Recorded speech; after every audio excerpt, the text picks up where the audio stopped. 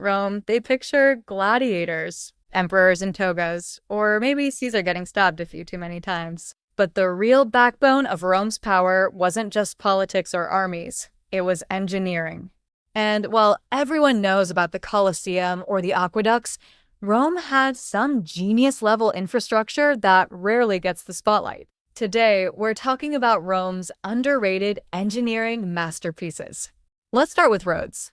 All roads lead to Rome wasn't just a saying, it was logistics on steroids. Roman engineers built over 250,000 miles of roads, straight as an arrow, layered with gravel, stones, and concrete. These weren't muddy medieval paths.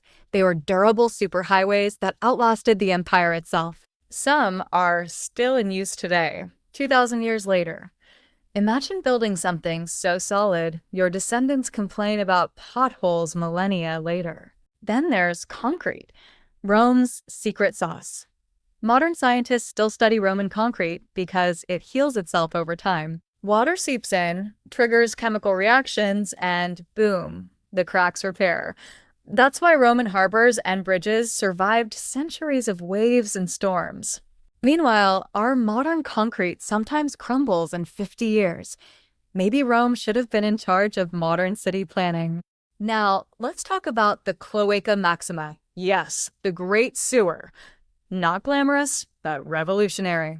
Built around the 6th century BCE, it drained swampy land around the Tiber River and kept Rome from drowning in its own filth. Without it, the city would have been a malaria-ridden swamp.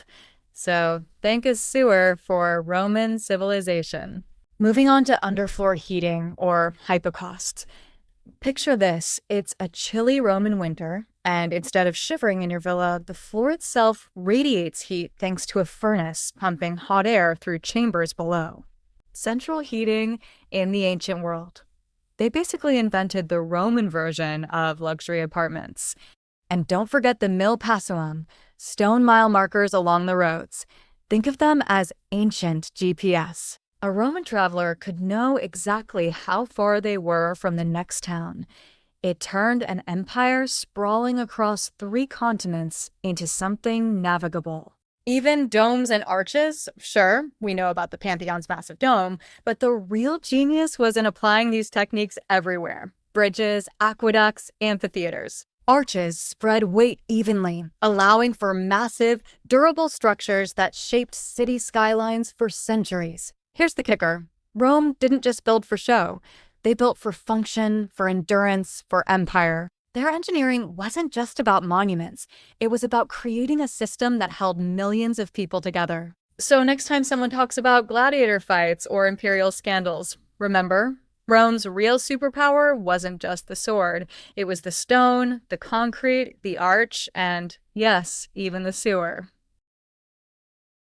Ancient Rome's underrated engineering masterpieces didn't just make an empire. They built a legacy that, in many ways, we're still standing on today.